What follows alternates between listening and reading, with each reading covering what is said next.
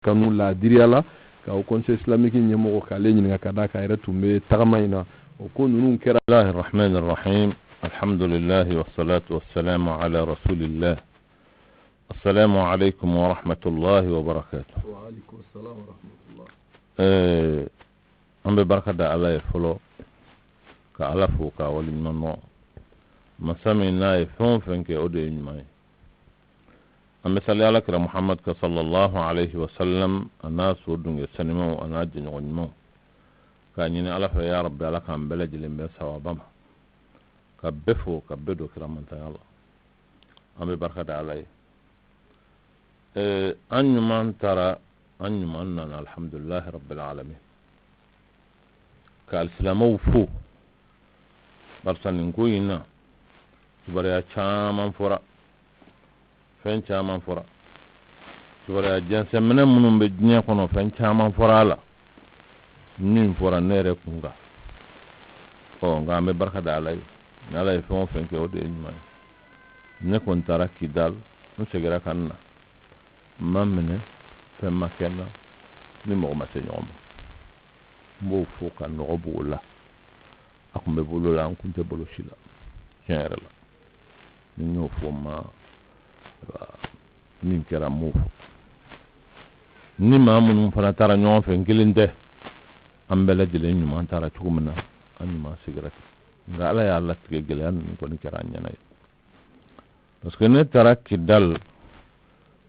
ni premier ministre kun tɛ avion kelen na ale ka délégation kun ye délégation gouvernementale ye nka ne ni maa dɔw taara an taara invitation de la nka a bɛɛ kɛra waati kelen na faut que o fana ka fɔ mɔgɔw ka faamu a ka pɛrɛ-pɛrɛ latigɛ kidal député min bɛ yen n'o de ye kidal yɛrɛ jamana u ka jamana maa min bɛ yen n'o de ye u ka ɲɛmɔgɔba ye a denkɛ fɔlɔ o ye Muhammed Agintala ye o de ye forum dɔ labɛn forum ni mɔgɔ o mɔgɔ bɛ yen n'o ye ayiwa Burudame ye n'o ye chef fraction ye ni ɲɛmɔgɔw don o lamɛnni na a bɛɛ lajɛlen de kun ka kan ka fara ɲɔgɔn kan an bɛ taa kuma min bɛ taa fɔ o ye bɛn ni lafiya bɛ se ka sɔrɔ jamanadenw cɛ cogo min kuma ɲɔgɔnya ka don maaw ni ɲɔgɔn cɛ o de labɛnna ka ne yɛrɛ invité ka maa wɛrɛw invité u ka jamana bɛɛ maa o maa bɛ yen ni chef fraction don a bɛɛ lajɛlen invité gouvernement ka dɔn b'a la u b'a kalama ayiwa hakilina in hakilila olu yɛrɛ kun ka kan ka ye a kɛnɛ kan pour que a baara ninnu ka se ka kɛ nka gɛlɛyaw sɔrɔla a la gɛlɛya ye gɛlɛya de ye ni ala y'a nati waati min a bɛ na don min sɔgɔma an bɔra yan premier ministre ale taara Tombouctou Gao mais anw wulila ka taa directement jumadon ka taa jigi Kidal kabini a jigiyɔrɔ la ne y'a dɔn k'a fɔ ko min don ko ɲɔgɔn tɛ an nana sɔrɔ musow ni denmisɛnninw y'u labɔ ka yɔrɔ bɛɛ lajɛlen fa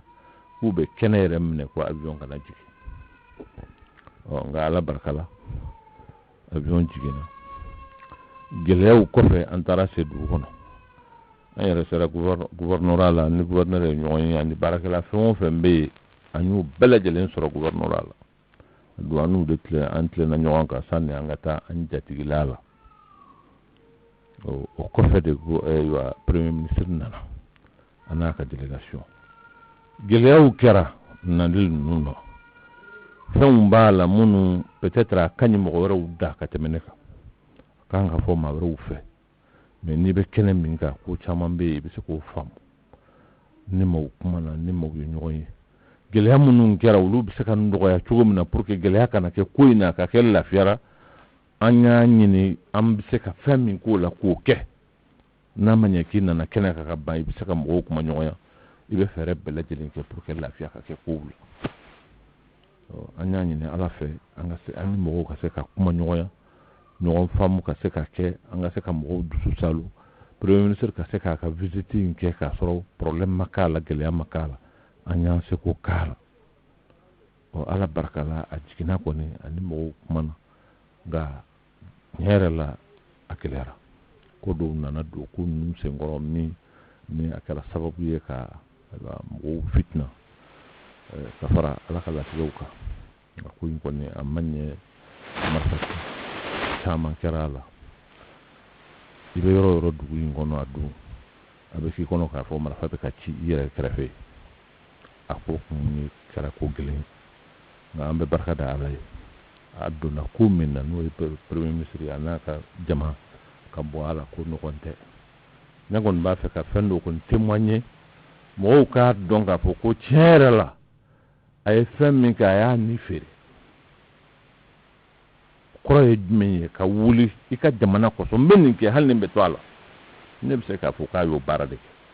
parce que ko min kera mbe ni ko min keri nyana ibo kalama wa bora ko min na ko no konte ambe do kai ambe do ke gouvernement yi ambe do ke jamana yi halibi ni nyona ko alaka jamana kishama bora ko min na ko no konte de malion ga donc a fo ko tiere la bara min kera bara fitnite ni make mo jole e ka joro la amano nga ala barkala jamana jora ko fu aka ke parce que wati bi do ko do be nasara yoro la mo bu asime fa iza azamta fatawakkal ala allah nam manye ka fu ko asara yoro la bi wakali sige ala la ta ibe koke naka kan ke tukumen bara ina na se yoro la o akara gele kono akara gele bakono ayere kun tara fem min kama o masaka ke parce que o bisaka ke mi marfa be fam bela jidin fe bebe ki yere nyini o kuma chef de fraction munu nana a chama nana shufe uno na mfo aywa anga kanga sigi labon kera sigi ka kanga ke pour que anga kuma anga jiru la jamana yi tsaka to marfa china atsaka to keleina atsaka to nin la halayina wa jamana yi kelendi atsaka tlafana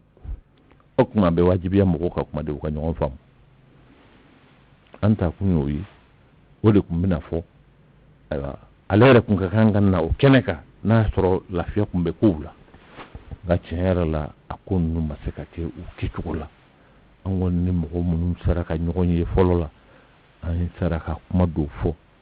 ga gele min gona koina mun ma wara mun be mun ngani anyumantu la koina ka dlapo uluye aywa kibari ajugu ni fenro chari ayoro nunu na kam o dusubo aywa kam marfa kon be ci tugumna be ci te wala bana anana ke affrontement o min kerala o kerala ato be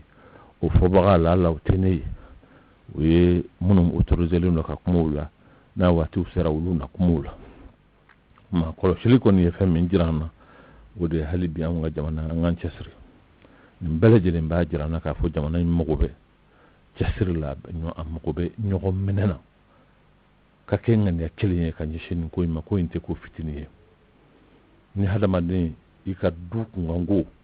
abori ka dukono atara kenema sigi nyo mfe aborola quartier mo dadunala aborola dugu mo dadunala aborola jamana mo dadunala aborola nyama daduna koina uko aka maîtriser ibolo amano ko de on a problème yodi mo nous ils ont réussi ka on a fait internationaliser ka dnyebe dadwala ka mauna tima mun fana dabe koina kointa anda mabulu me faminga kanka ke ode ka nyomene chere langa kanka hakilu fara nyonga modo ni mo ni dusuma ko keri la toro ko keri la ibedus me anga na funu ka damateme ni funu na ibe ererke ni funu na kanka ijo o be yele meka ki jalaki kuma ne kon be nyemi koina ode halibi nimba wajibi ya anka bi ka teme kunga nyomene jamana bela jelen ka ke hakli kelin ibe dina minaw ibe tabulu minaw ibe parti minaw ibe fawvana ngoina ambele jelen ka ke ngani kelin kulu kelente jamana ngono min kelen be se ka nyashi fayma gouvernement kelente atisi fa jamana bela jelen de ka fara nyonga ku disida ni ngoina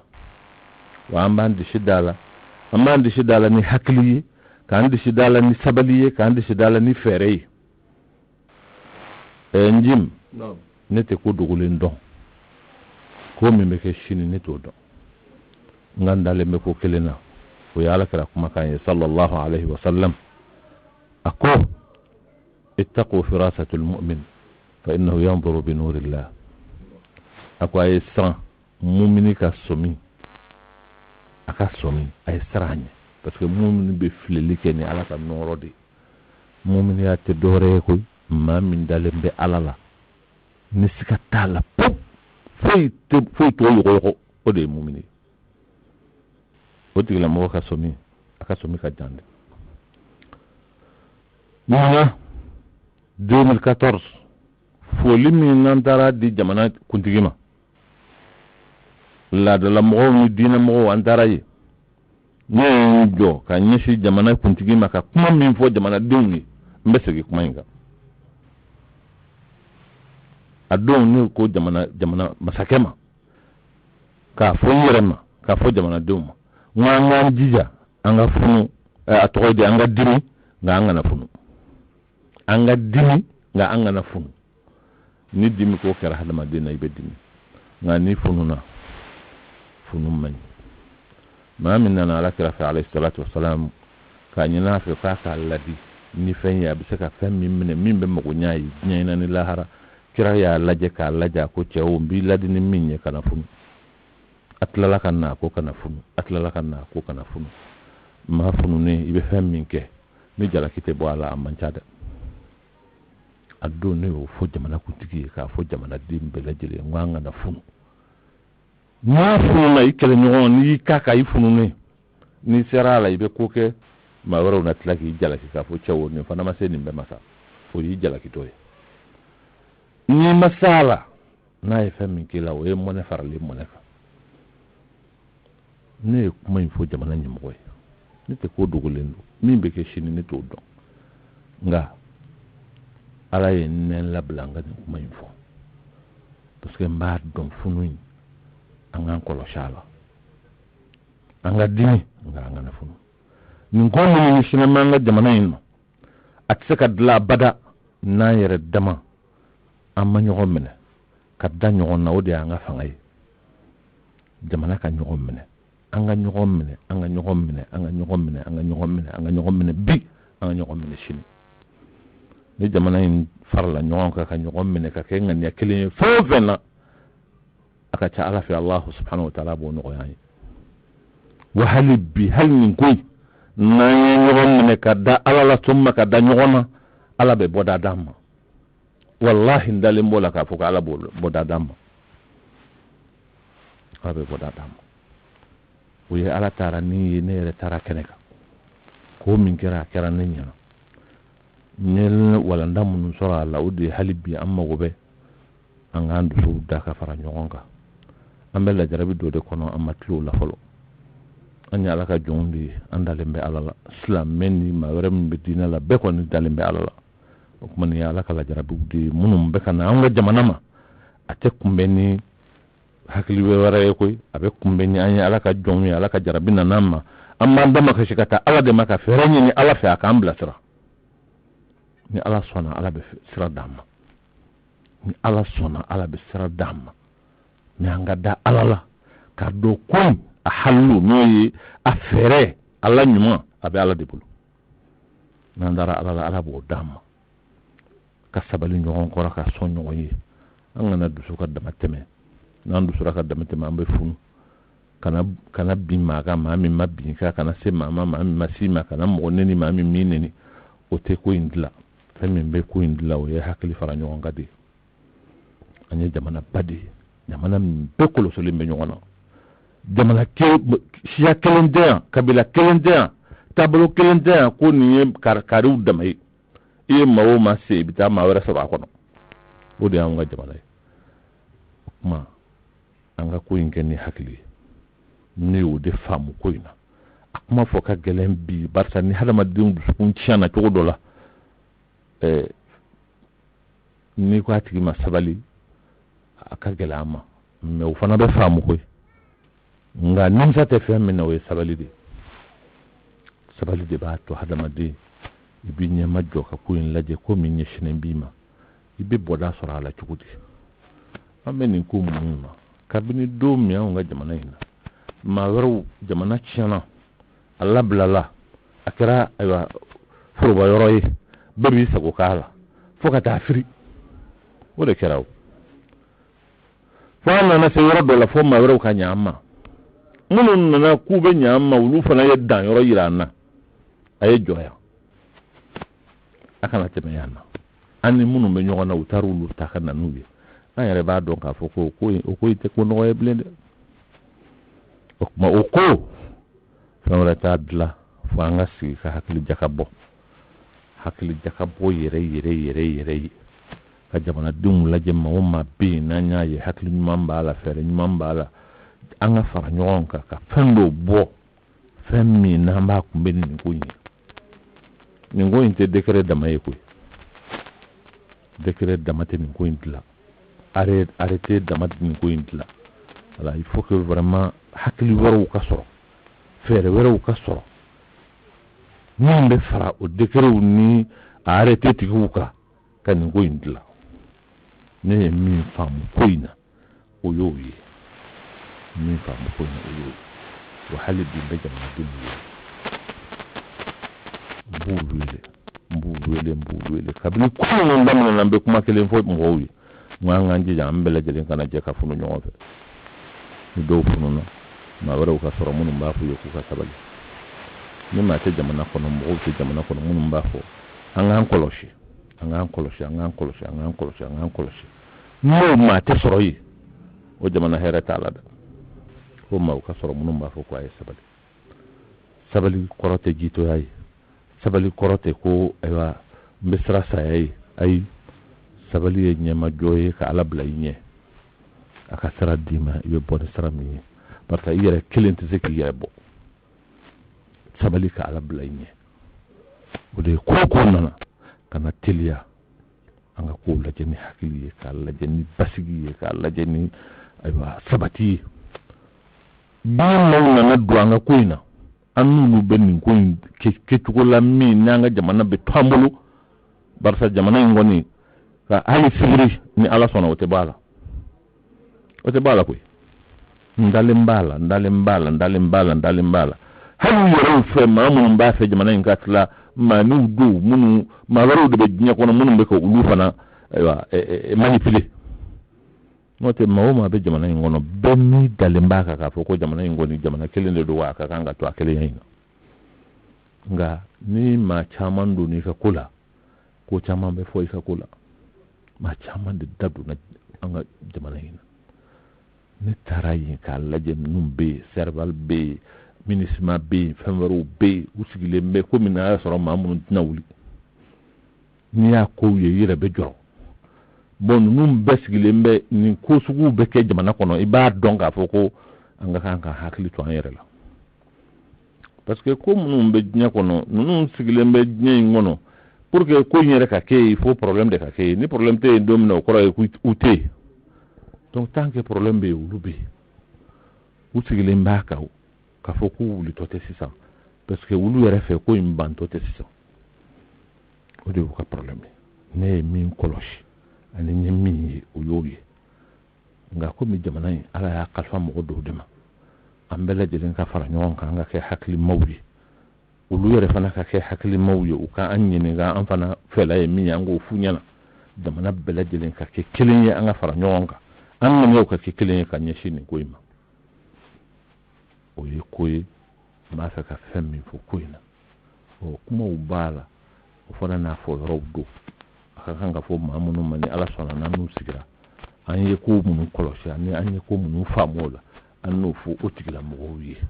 parce que arabu ko kuma do li kulli maqamin maqal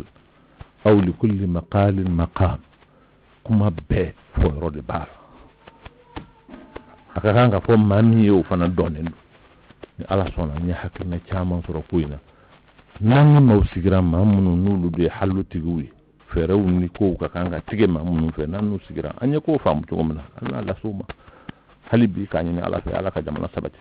alhamdulillah amunu be kana nambe kenan ka minbar ala kama to mami mamulo conseil islamique ni mo ya Sheikh Mahmoud Diko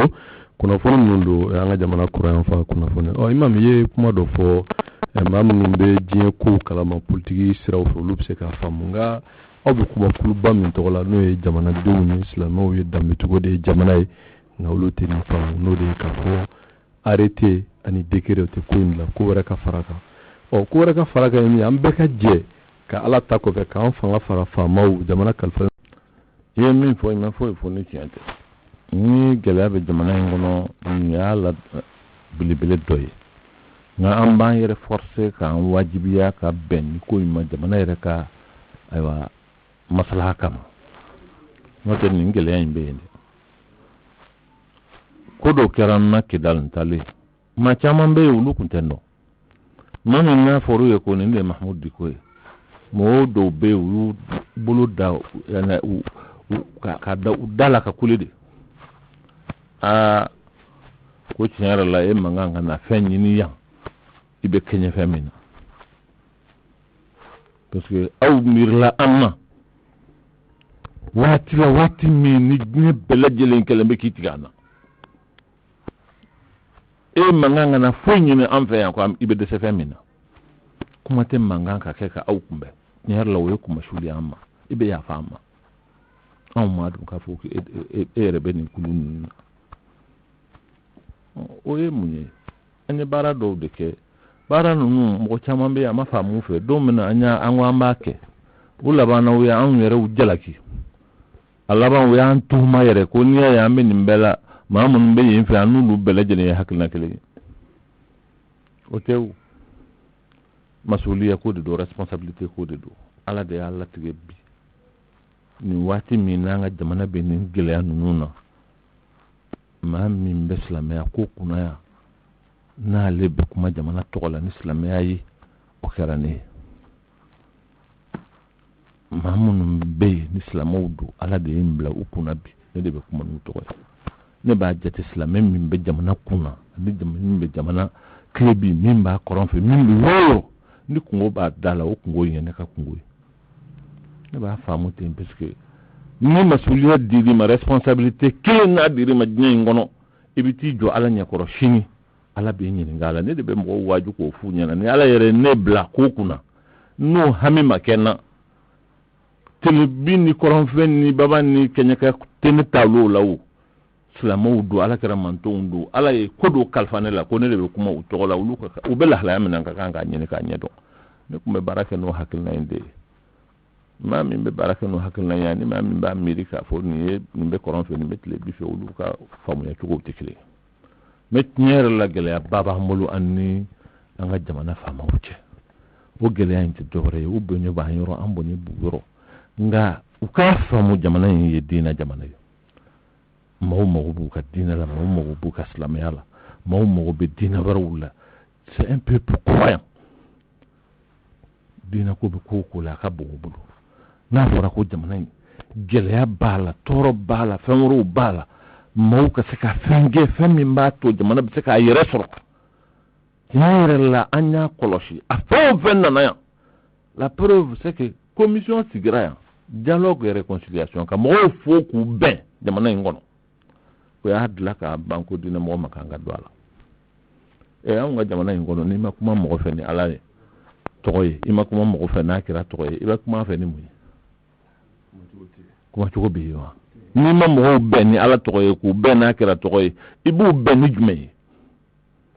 n'i ko ka mɔgɔw bɛn an ka jamana in kɔnɔ i b'u bɛn ni jumɛn ye bon donc vraiment anw dɛsɛra k'a faamu jamana yɛrɛ kabini ko in ma gɛlɛya ka se nin hakɛ in na an delila ka fɛn min ɲini maa kɔrɔlenw fɛ minnu tun bɛ yan jamana in kɔnɔ an ko ni silamɛya ko de don minnu nana n'u bɛ silamɛya ko de fɔ a y'a to an n'u ka kuma kɔrɔ ye jumɛn ye ni silamɛya ko de ye aw ta ye o kuma an ka kuma an ka jamana in ye silamɛ jamana ye a ka ca ni san 1000 ni san 100 joli ye silamɛya bɛ yan kabini kira nana diɲɛ kɔnɔ a san 100 fɔlɔ silamɛya sera an fɛ yan o kuma anw tɛ dunan ye silamɛya la ni silamɛya don an n'u bɛ se k'a kuma u bɛ se ka silamɛya in a b'an ka jamana kɔnɔ an ni bɛɛ sigilen don mɔgɔw ma ye jamana in den ye nin yɔrɔ bɛɛ bɛ bolo hakɛ bɛɛ bɛ bolo an bɛɛ sigilen bɛ an bɛ kun wa ni diɲɛ maa tɔw fana bɛ kun sigi la k'a sɔrɔ tɔɔrɔ man sɔrɔ na bana ni fɛn min bɛna an do degun na an yɛrɛ bɛ min na n'an b'o kɛ gɛlɛya bɛna dɔw la k'a jira u la kuma o de la an ka kuma dɔw senfɛ interview dɔw senfɛ n y'a fɔ RFI la n ko baara min filɛ nin ye minnu ye baara in daminɛ olu tɛna tɔnɔ sɔrɔ a la a bɛ kɛ jamana min kɔnɔ o tɛna tɔnɔ sɔrɔ a la a bɛ kɛ ni diinɛ min tɔgɔ n'o ye silamɛya la olu tɛna tɔnɔ sɔrɔ a la n'olu t'o dɔn f'an k'a f'u ɲɛna parce que anw b'a dɔn an bɛ diɲɛ min kɔnɔ bi lahalaya min b'a la an b'o dɔn vraiment anw tɛ se ka baara kɛ min bɛ anw ka jamana in don kun balanna walima ka acte posé min b'a to diɲɛ maa tɔw bɛ ɲugun an ka jamana na non on est suffisamment intelligent pour travailler comme ça c'est pas possible au contraire anw hakilila k'a fɔ ko nin bɛ se ka kɛ sababu ye maaw b'u ka diinɛ la maaw diinɛ u dalen b'o la parce que ko caman kɛra min y'a to jamanadenw u bɛ ɲugun ko caman na il faut qu'on se le dise que min jira l'u la k'a fɔ ko de ye hɛrɛ ye mais o ye fɛn min di maaw ma bɛɛ y'o ye c'est ça la vérité la recette qu'on nous a donnée k'a fɔ k'o ye démocratie ye fɛn min bɔra o la bɛɛ y'o ye o kɛra corruption ye o kɛra népotisme ye o kɛra laisser aller ye o kɛra alors fɛn min ye pas par la faute de la démocratie en tant que système mais par la faute des hommes démocratie yɛrɛ nɔtɔ ye dɛ minnu nana ni démocratie ye olu ka comportement de ye démocratie kɛ ɲugutɔ fɛn ye mɔgɔw bolo k'a kɛ affairisme ye k'a kɛ ngalon ye k'a kɛ fɛn wɛrɛ ye a ye jamana bila kunpalan na ni mɔgɔw ta don u bɛ taa yɔrɔ min na u t'u kun kalifa Ala ma wa alors c'est aussi simple que ça bon o min filɛ nin ye an yɛrɛ dama de don an b'an ka jamana kɔnɔ an ka kan ka fara ɲɔgɔn kan ka ko in kɛ ni hakili ye k'a lajɛ a bɛ dilan cogo min mais malheureusement n'i ye ko in jateminɛ tuma dɔ la i yɛrɛ i ni bɛ tiɲɛ hali an bɛ kule ni min ye n'an yɛrɛ nisɔndiyalen bɛ n'a ye n'o ye département min dilanna k'a kɛ affaire religieuse ni fɛnw ye mais alors on ne sait même pas quel est le contenu an hakilila n'o sigira o ni leader dɔw de ka kan ka sigi bi pour faire une plateforme k'a lajɛ diinɛ ko min b'an ka nin problème ninnu na ani fɛn minnu bɛ sen an ka sigi aw yɛrɛ hakilina ye jumɛn ye an bɛ se ka bɔyɔrɔ jumɛn sɔrɔ nin ko in na fɛɛrɛ jumɛn b'an bolo anw hakilila département yɛrɛ kɛ kun y'o de ye mais non on n'en parle même pas voilà c'est-à-dire que olu yɛrɛ i b'a fɔ ko non mais c'est grave a kumaw fɔ ka gɛlɛn ni k'i bɛ kuma tuma dɔ la a ma nɔgɔ quoi a ma nɔgɔ président an bɛ ɲininkali laban min ɲɛsin ma nin bɛɛ lajɛlen mɛnɛ kɔfɛ an y'a ye min ye jamana ɲɛmɔgɔ ye a kumana tubabukan na tilara ka kuma bamanankan na a y'a laɲini k'a fɔ maaw kana maa murutilen minnu bɛ kɔrɔn fɛ n'u ye nin acte jugu in posé qui est d'ailleurs condamnable k'a fɔ de ne pas confondre avec le peuple touareg ani jamana kɔrɔnyan fan fɛ de faire preuve de discernement aw ye leader ye aw bɛ basigi de laɲini a bɛ bɛn de laɲini a bɛ jamana bɛ se ka bɔ dingɛ a b'o de laɲini o tuma ala ta kɔfɛ an b'a fɛ i yɛrɛ fana ka hakilila ye mun ye o kuma la ani mun b'i bolo ka fara président ka kuma fɔli n'o ye son excellence Ibrahima Boubacar Keïta ye o ye ɲininkali laban min ɲɛsin ma. Condamné ka fara malien bɛɛ lajɛlen kan ka nin condamné c'est un acte barbare odieux et lâche ka marifa ta ka maaw bɔnɔ u ni na minnu désarmelen don u tɛna fɛn wɛrɛ la u b'u ka jamana de kɔnɔ jamana préfet ni a gouverneur bɛ yɔrɔ min na ni mɔgɔ ko premier ministre kana se yen o ye logique jumɛn ye o yɛrɛ bɛ se ka faamu wa ça ne suit aucune logique en réalité donc baara min kɛra kɔni maa hakilima bɛɛ lajɛlen b'a dɔn k'a fɔ ko c'est condamnable wa a ka kan ka condamner wa ni ala sɔnna an b'a condamner et on est solidaire du gouvernement an b'o fɔ k'o nɔgɔ b'o la pewu k'a ɲini jamanaden bɛɛ lajɛlen fɛ bɛɛ lajɛlen ka fara ɲɔgɔn kan nin ko in na an ka kɛ hakili kelen ye ka jamana kumabɔ nga an b'a kɛ ni hakili ye an b'a kɛ ni kodɔn ye an b'a kɛ ni faamu ye an kana sɔn abada diɲɛ maaw b'a fɛ k'an bila fili min kɔnɔ an ka don o kɔnɔ an kana sɔn ma n y'a fɔ cogo min na an ka jamana in a bɛɛ bɛ ɲɔgɔn kɔnɔ siyaw be ɲɔgɔn kɔnɔ kabilaw be ɲɔgɔn kɔnɔ diinaw be ɲɔgɔn kɔnɔ a bɛɛ be ɲɔgɔn kɔnɔ yan o kuma an k'an kɔlɔsi an dusu kana bɔ a bada ka se hakɛ la k'an bɛ taa an sigi ɲɔgɔn an furu ɲɔgɔn an ko kɛ ɲɔgɔn an baara kɛ ɲɔgɔn barisa o bɔyɔrɔ ye nin yɔrɔ la walima a jɛlen don wala nin don a kalakalalen don ko bin bɛ taa k'a kan o tɛ maa hakilimaw ka baara ye dɛ an kana sɔn o ma o tɛ maa baw ka baara ye an ka jamana in ye jamana ba ye a bɛɛ de faralen bɛ ɲɔgɔn kan nin jamana in na jamana in ye nation de ye bi ko to ye o arabuw bɛ yan minnu lasali ye yan ye tɔrɛguw bɛ yan minnu lasali ye yan ye fulaw bɛ yan u lasali ye yan ye kɔrɔbɔrɔw bɛ yan u lasali ye yan ye ayiwa bɔbɔw bɛ yan u lasali ye yan ye marakaw bɛ yan a bɛɛ bɛ yan sɛnɛfɔw bɛ yan a bɛɛ miɲankaw bɛ yan nin bɛɛ lasali ye yan ye wa nin bɛɛ fana dɔnnen bɛ ɲɔgɔn kɔnɔ dɛ nin bɛɛ ye ɲɔgɔn furu nin bɛɛ ye ɲɔgɔn sigi ɲɔgɔn ya nin bɛɛ ye nin ye o de y'anw ka jamana ye ni m'i kɔlɔsi dɔrɔn i b'i yɛrɛ b'i bolo don i ɲɛna anw yɛrɛ b'a fɔ jamana in kɔnɔ ni maa ye ɲɔgɔn ye kana fɛn fɔ a ma ni m'a ɲininka n'aw ye ɲɔgɔn ɲininka ka taa dɔɔni dɔrɔn i bɛ taa sɔrɔ nin y'i balima dɔ ye o kuma n'a ma k'i balima ye fɛn wɛrɛ la i balima don ni min t'i balima ye sinji la i balima don sigiɲɔgɔnya la i balima don i jamanaden ɲɔgɔn don i silamɛ ɲɔgɔn don walima i danbe ɲɔgɔn don c'est pour cela de la k'a fɔ n ka kuma dɔ la n ko minorité t'anw fɛ yan minorité kɔrɔ ye jumɛn ye maa minnu ye jamani ye minnu b'u dama maa si t'i damana yan bɛɛ lajɛlen ye kelen ye dɔ bɛ yen o ye kerecɛn ye nka a fan kelen ye silamɛw ye silamɛ dɔw bɛ yen kerecɛnw b'u ka duw kɔnɔ furu ɲɔgɔnya la wolo ɲɔgɔn fɛ baara kɛ ɲɔgɔn fɛ nin kɛ ɲɔgɔn fɛ wa sew fana bɛ ten siye kelen tɛ yen k'a fɔ ko ninnu u dama de don o tɛ yen n'i ye maaw ta u jamu ma ya i bɛ fili i bɛ taa sɔrɔ sanfɛla bɛ tan dugumala bɛ tan bayanfan a bɛ tan fayanfan a bɛ tan a bɛnkɛw ye nin ye a kanumaw ye nin ye a furuɲɔgɔnw ye nin ye anw ka jamana bɛ ten de o kuma jamana in an k'an kɔlɔsi maa si kana an dusu bɔ an ka taa fitina wuli an ka jamana kɔnɔ an yɛrɛ dama ni ɲɔgɔn cɛ ni maa min kɛra fitinamɔgɔ ye fitina ye an b'a ɲɛsin yɛrɛ kelen de ma an bɛ se ka fitina in dun ka cogo min na an k'o ɲini nka an kana sɔn abada ko dɔw kɔni bɛ yen olu ka se ka kɛ an ka jamana kɔnɔ ka boli mɔgɔw kɔ walima ka mɔgɔw gosi wala ka mɔgɔw faga wala ka mɔgɔw ka yɔrɔ jeni wala ka nin kɛ min bɛ kɛ yɔrɔw tɔw la an k'an jija an fɛ yan o kana kɛ yan parce que an ye danbetigiw ye an ye diinɛtigiw ye an ye kodɔnnaw ye an bɛ se ka di min kan an tɛ funu min b'a to an bɛ fɛn kɛ fɛn min ni ala bɛ tila k'an minɛ n'a ye an k'an kɔlɔsi o la o kɔni n b'o fɔ k'o jɛya n'o tɛ ko min kɛra tiɲɛ yɛrɛ la mɔgɔw ma ni danbe b'i la a b'i tɔɔrɔ njim a bɛ maa tɔɔrɔ ne sira kidali n tɛ sera ka sunɔgɔ tellement ni tɔɔrɔla ka se hakɛ min na n tɛ se ka sunɔgɔ n ma se ka sunɔgɔ maa minnu y'u ka jamanatigi n'u ka kafotigi ye olu de tun ye ne jatigiw ye ne obligeera ka MINUSMA wele n ko u ka taa ni ye u bara parce que ni nana tiɲɛ ka se hakɛ dɔ la ni n jatigiw yɛrɛ kana bila ɲɔgɔn na n ye jama min bɛ yen ni an n'u taara ɲɔgɔn fɛ ne k'u ma an ka yɛlɛma ka taa MINUSMA la parce que dugu sécurité t'a la tuguni o ko bɛna laban cogo min na mɔgɔ t'a dɔn a bɛ mɔgɔ ni tiɲɛ an yɛrɛ ka dugu yɔrɔ tɛ marifa bɛ ka ci dugu yɛrɛ kɔnɔ ɲɔgɔn faga bɛ kɛ dugu yɛrɛ kɔnɔ anw yɛrɛ ka jamana in na yan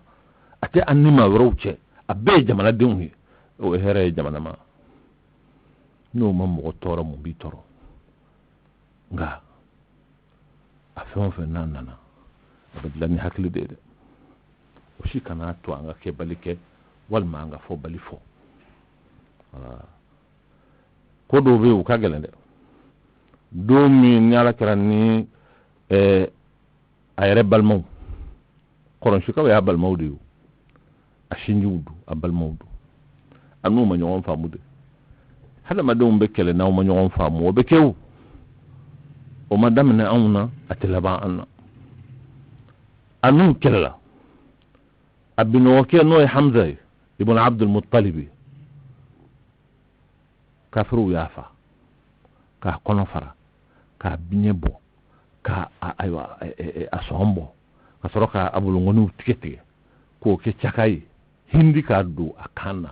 mɔnɛ min donna ale la k'ale b'o bɔ ala kira tara ko ka Hamza nyini ko Hamza sara ko ka nyini ka dama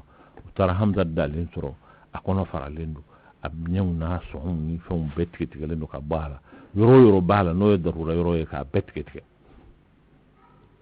kira jole anyaji bora parce que hadama den godo hadama den mi medigi mo towlo be digila hal ni kira wala domi a denge fatura anyaji bora mo ko am ko e kira rewa akwanyere ngo andu tukumbe kami anyaji rebe bo ngante femfo fo femmin kadi alay femmin mando ala gashila anto fo antoke okuma mumini be toro mimbe ma to toro ni yo ya bi toro ngai bi chudo adwa yayi min kera Hamza la anyaji bora ayi kalide akunya la yesedian nunga na fen ni nyona biwulum fla ku ka mo ala yi qur'ana ayaji akoni fen kerawla na manye ko ya fama ke ka ba ta juru sara min gera i gadda o hakama nga halo ni saballa o de kafsa ako ala an saballa ni saballa ala be farika ni ala farala ma min ga wotikila ma ala be monabula wallahi o monetutila ni saballa ala yi ala be farika ni ala farala ma min ga ala de be moneboyi o monetutila bada على يودف ولئن صبرتم لهو خير للصابرين نا سبلين لكفسة سبل بهم كراكو عن سبل الله عن سبل الله على نناوسا أبل مودو أسروا للدومي أي مفو أقواو هكذا من مكاولا بي ukwe balma nyumande balma de nyumande imagine ka jugman sara jugmana ngo ode ya nga kira ya ambode no fe onte jugman sara jugmana ni ala son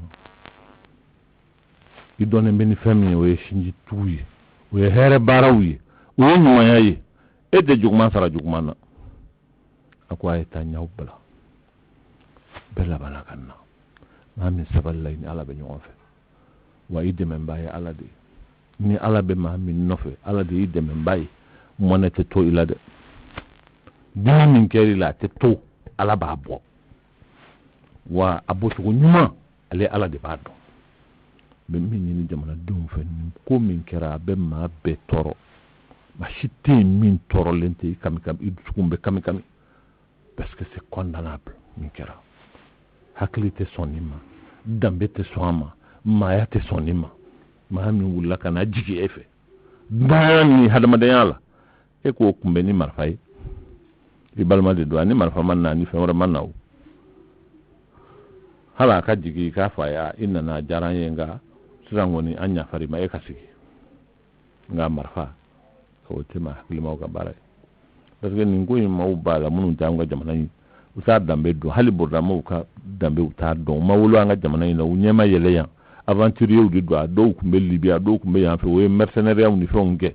utadu be fami ngere we mununa ko intara talembe ka udu yere buluda parce que fam be u katabiyato yi udu yere ko intara ku buluda el munum be mau be mununte mun ko bu bulu udu yere tadu be tla otigla mo la tuko an ga kan ko de identifier ko mo don ni jamana dento faraha bo nyona o hakili no fere o ka kanka ke munun be lafiya fe munun be jamana yin fe an ga fere ke an gu sama munun te lafiya fe te famore fe ma jugu do fere be ke ka an ni ton mu fara nyonka an gu kele o fana ka kanka ke ni hakili de o be ke de ni ma u gar la nyona na we nyon fam nya fi e tukumena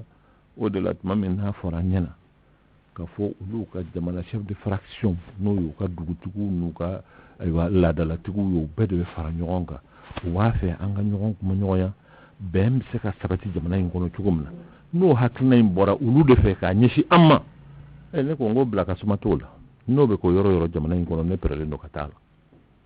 madama binana ni lafiya de parce que ni lafiya sorola jamana do mbe lafiya jamana islamo be lafiya wala yo islamen nu pour responsabilité dîner de ma vie ni nga kanga fenke fo pour ko kalafia na se benye bak wallahi ben ni falola ni ma falola para ne fe fente min ga boga teme ala kira kam man to o responsabilité ma ni ala kana ko masuli shini ni ala kira nyoy bara sa bebe jo kiranye ay min to ye min gala ina nyini ga ikelen jango ni ala ye responsabilité dima ma ni jamana dum fe halibi anga fara nyonga ka do ko anga jamana ka ni alma mawfe ka ni zabe tugufe ka ni anga majlis tugufe anga shekhufe bela jelen ka do ko an jamana ma korobaw ambe do min ke anga na jola ni ala sona jamana abe yogo nga tefiri ni ala sona wa ni ko min flanie anga na anjigla tige ka miri ka fako ni ko tiene ye ko adedla ni ala sona be dla ko kera jingo na ka boni ni ala bana dla la fo nyina kera ko wani fana be dla abedla ni ala sona nga umbe la jelen ka dlalinga ni adu andu sukuna kanyishi alama ala ba dla ni ala sona hake to be ni ka salli ala muhammad alhamdulillah amal maslama wala melike